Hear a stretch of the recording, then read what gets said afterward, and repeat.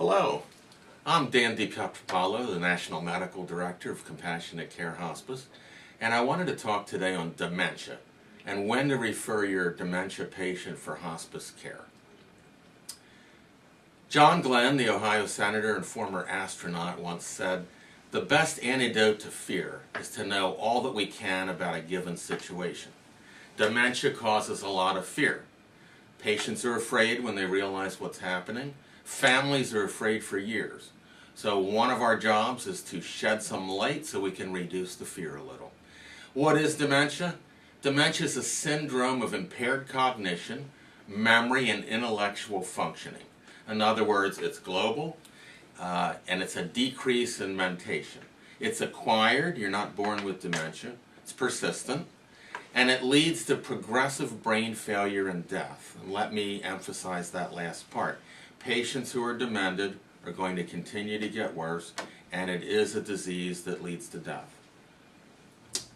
What causes dementia? Well, there's so many entities that cause dementia. For example, multiple strokes, brain tumors, metabolic problems, accidents, toxins, various storage diseases, Parkinsonism.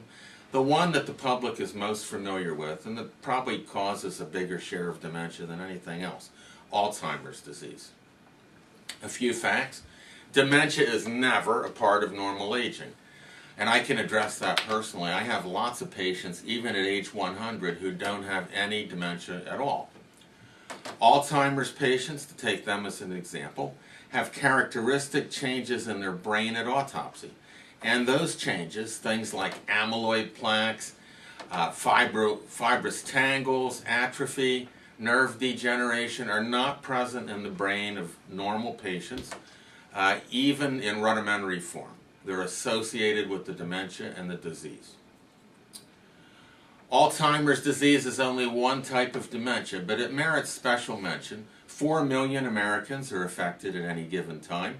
15% of people over 65 years of age, half of people over 85, more than half of nursing home patients. Of course, that's not random. Patients with Alzheimer's are much more likely to end up in a nursing home. It causes emotional, financial, legal concerns for the individual, for the family, and for the community. These patients are hard and expensive to take care of, both in terms of money and time. Most Alzheimer's patients are cared for in the family home until the late stages, which does not mean that it's easy. How is Alzheimer's diagnosed, or any dementia for that matter? Well, these are mostly clinical diagnoses. You can get PET scans, MRIs, CAT scans, and they will show some abnormalities that can suggest Alzheimer's or another form of dementia. They can't diagnose it. With Alzheimer's, you're going to get a classic progression of the disease. Insidious onset, symptoms that develop over 2 to 20 years. It's a big range, isn't it? Average being about 12 years. It affects concentration, sequencing, recent memory, much earlier than remote memory, although remote memory is eventually wiped out as well. So amnesia, aphasia, or loss of speech, apraxia, loss of learned motor activities, agnosia, loss of perception. All of those are part of it. There are 4 functional stages of dementia: mild, moderate, severe, and terminal, which is the final phase when patients should be enrolled in hospice care. Terminal dementia is also called end-stage or advanced dementia.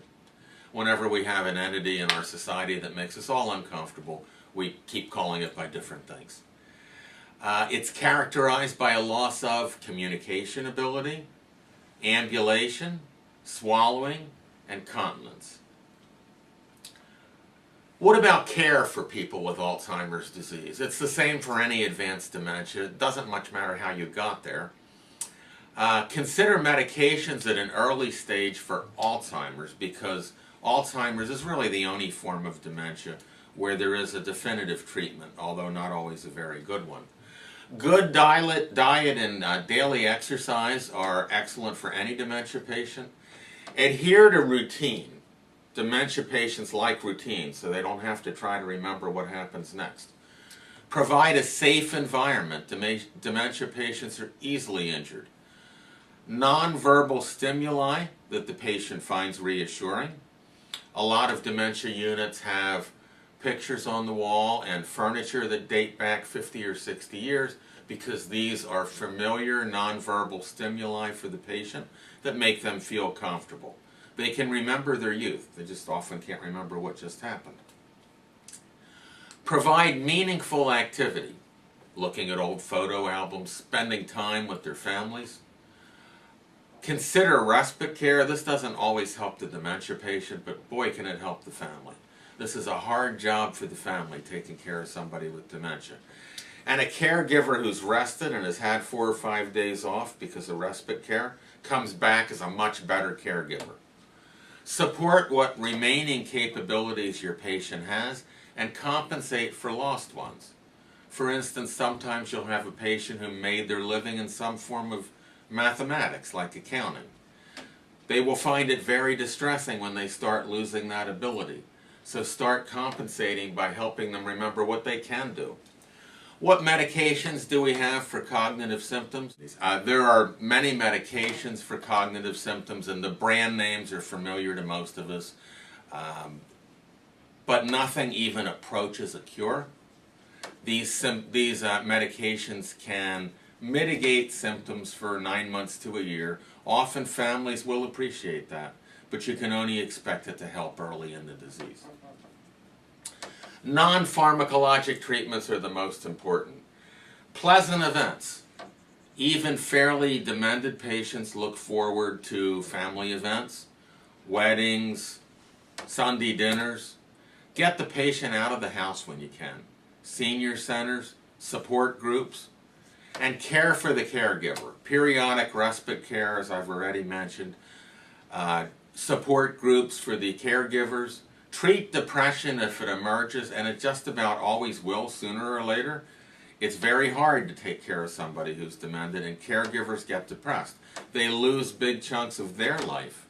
All of a sudden, they don't have any time to go to book club. They don't have time to meet friends for coffee, and that's depressing.